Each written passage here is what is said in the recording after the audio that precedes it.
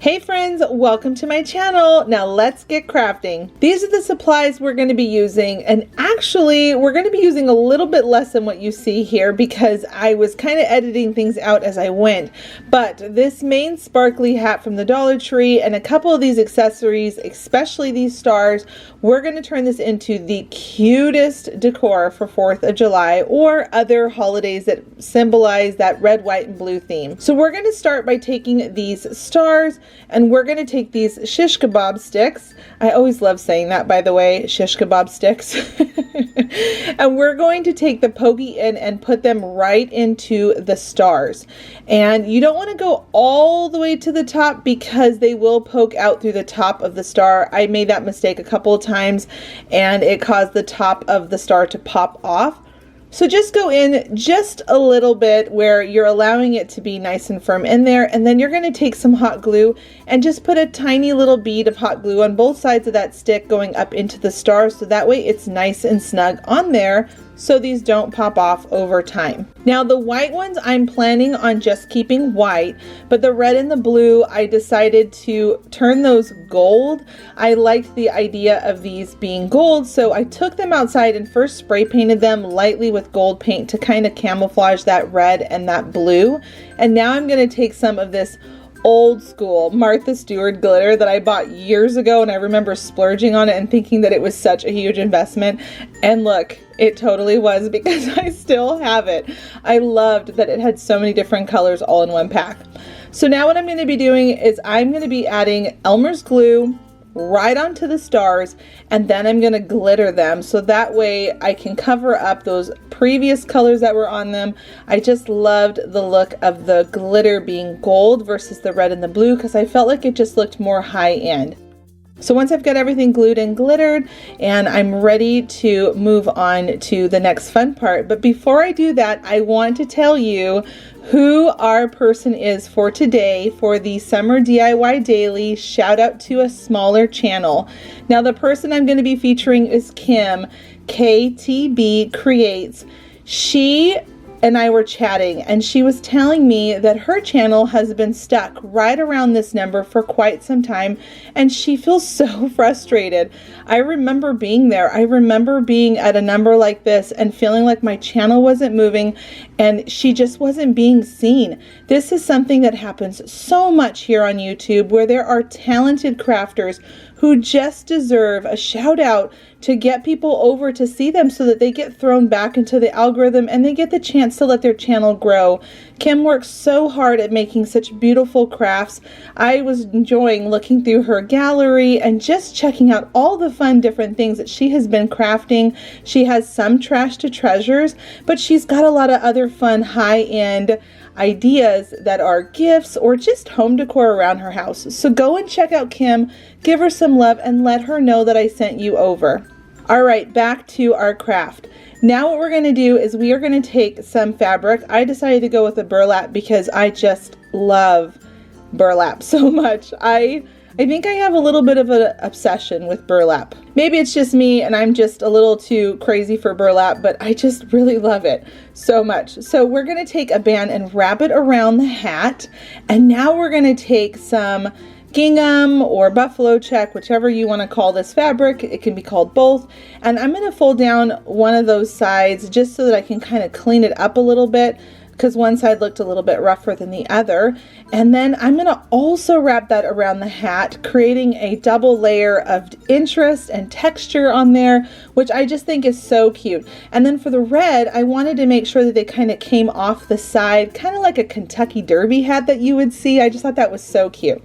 And then I'm going to take a piece of this foam that I picked up also from the Dollar Tree, and I'm just going to break it down to size that I need and glue that right to the top of the hat because we are going to start putting things on top of the hat to really make it special. Now, when my boys were little, they loved the book Go Dog Go, and at the very end, there is the reference to the girl dog who's trying to impress the boy dog, and she keeps saying, "Do you like my party hat?" And that's kind of where this idea came from. I just thought it would be so funny if I just made an awesome 4th of July party looking hat. And yes, you could totally wear this to a party if you wanted to, but I wanted to do it as like a centerpiece or somewhere on a shelf in my home. I thought this would just be so cute and so different and just fun. I love home decor items that have personality and just, I don't know, it makes your home feel that it's interesting and different and not the traditional stuff that you would see every single holiday. So I just thought this was so cute. So what I'm doing right now is I added that star, the bigger one, and now I've poked a bunch of holes in that foam and I'm just adding in a whole bunch of these boxwood stems. I love picking up the really long garlands from Hobby Lobby with a 40% off coupon, and then I just keep breaking it apart until I get all the way down to nothing, and then I go back and buy another one, and I usually can get them for about $9 to $10 for a really long garland, and it lasts me so long. It's a really great deal to do it that way. So now I'm going to add in all of the white stars and just add on a bow to the side. And also, I just wanted to also say thank you everyone so much who popped over to the featured channel yesterday.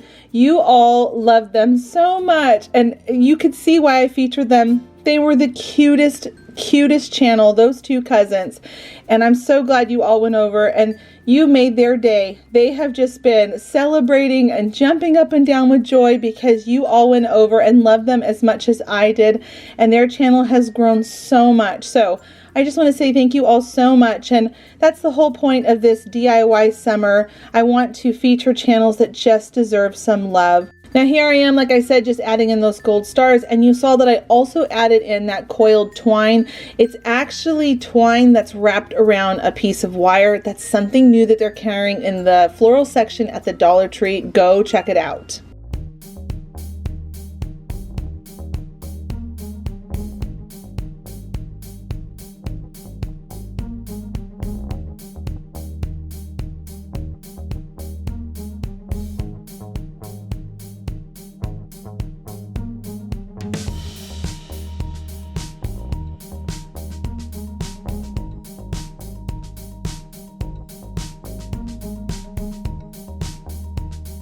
Now, if you are coming over from Kim's channel and this is your first time visiting me here on my channel, my name is Heidi Sonboul, and this is my Heidi Sonboul DIY channel. I do have another channel that's called Heidi Sonboul Home, but here on this channel, you're going to see lots of DIYs, especially through this summer. I am going to be posting every single day, Monday through Friday.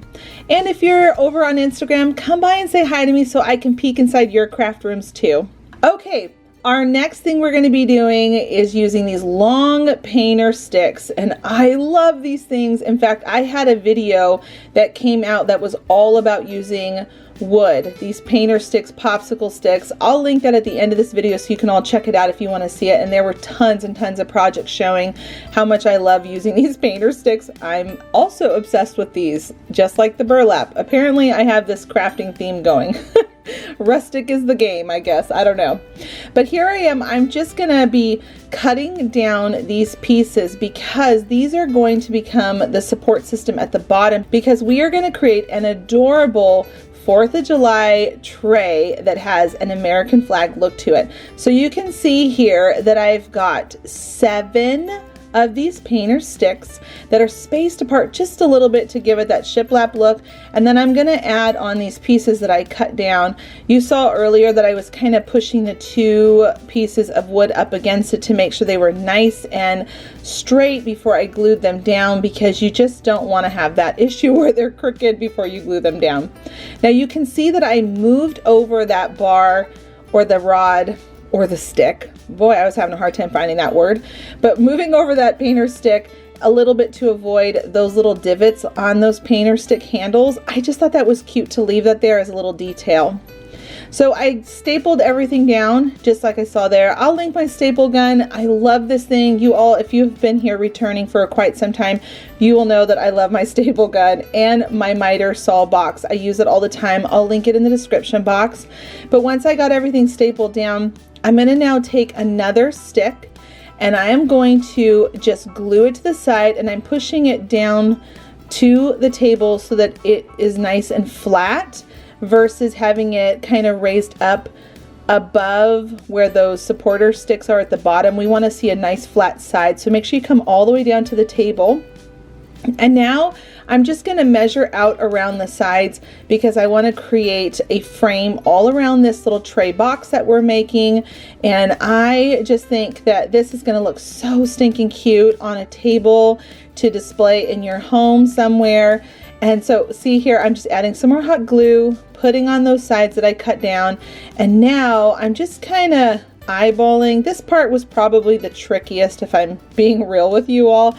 I didn't want the staples to accidentally come out on the wrong side, and so when it did, I had to pull them back out until I kind of got the right spot. I realized that on the side of my staple gun there was actually a marker that showed where the staples came out. For whatever reason, I finally figured it out, and then after that I was able to align all the staples up just right and be able to go all the way around, supporting this box where it's nice and sturdy. So here's the thing. Once you add in those staples with the glued painter sticks together, it really becomes so strong and sturdy. It is so high end and super cute. I could totally see something like Pottery Barn or even like Magnolia Home carrying this, just depending on what colors they might use. But I think it's so cute. So now I'm going to add some circles. I'm just kind of lining it across with a little pencil so I know where to drill, because I decided it would be even cuter and more high end if I drilled in a couple holes so I can add some handles onto this tray. I just thought, well, why not add some handles so you can just add a little more texture, a little more design and element to it. So I'm just going in with 2 holes on both sides, and then I'm going to take some twine a little bit later on, but first we're going to paint it, because I decided before I added that twine rope to it, I didn't want to accidentally paint it or make a mistake. So now I'm going to take a painter stick, create a line across 4, because that's going to be the blue part. And now I'm going to come in with the red, and I'm going to paint all of those red that need to represent the red stripes on that flag. Now obviously I don't have 13 stripes because that would just be the biggest tray ever. But I am going to have 7 stripes, so you know, it still has the fill. It's not accurate exactly. You could make a bigger one if you wanted to, but I'm not going to do that just because of how big that tray would end up being. And I want this to be able to be fitting on my coffee table in my front room. So here I am. You can see that I've come all the way up to that line. And then when I get over to the siding of this box tray, I'm just taking my time and just painting all along. I'm not going down into the sides of the painter stick. I'm just staying at the top and then just having fun. I really love painting projects like this. You all know that have been here for a while. I love hand painting so much. So here I am just showing you all the steps of just taking your time. I am using an angled brush. I will say that that is one of my favorite brushes to use, is a little angled brush, because then it lets me get into those crevices without making a mistake. And I'm not adding a ton of paint too. You should never have paint so much that it's dripping off of your paintbrush, because then it's just gonna spill on your project somewhere. And then you saw there at the end, I always love keeping my paint. I don't like wasting paint. I'm super frugal like that. So whenever I have too much paint on my plate, I will just scoop that back up and put it back in the bottle. And that way my paint lasts forever.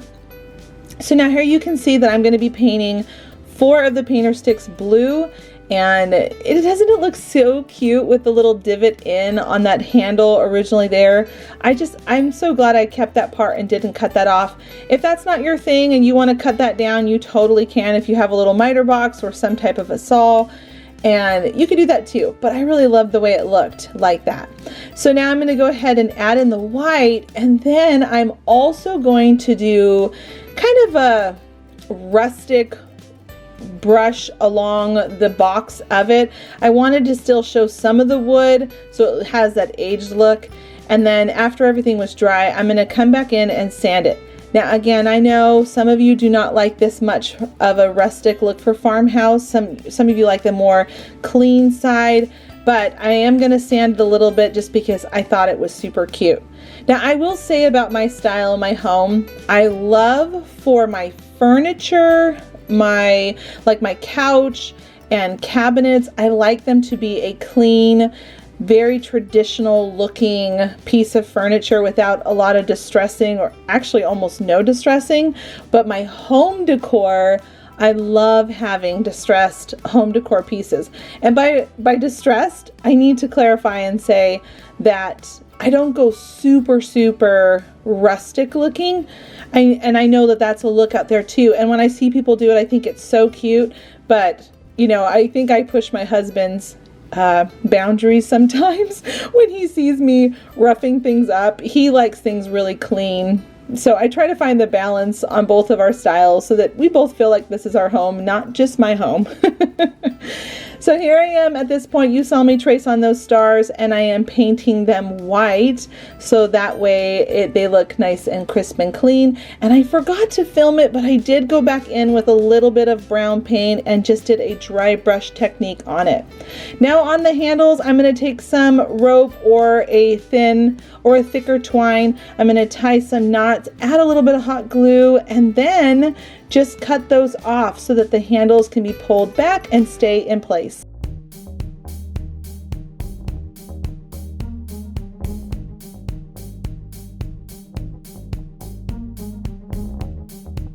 Now remember to go and check out Kim. She is so adorable, and I just know that you are going to have fun watching her videos. If you're planning on playing along to the DIY challenge, don't forget that it's on June 12th at 1 p.m. Eastern Standard Time. That's when the playlist goes live. These are the rules, and leave a comment down below to let me know which project was your favorite today, which one you think you'll try, or if you'll try both of them. I always love hearing these things. Thanks so much for being my friend and stopping by, and until the next episode, which is tomorrow. Bye, friends.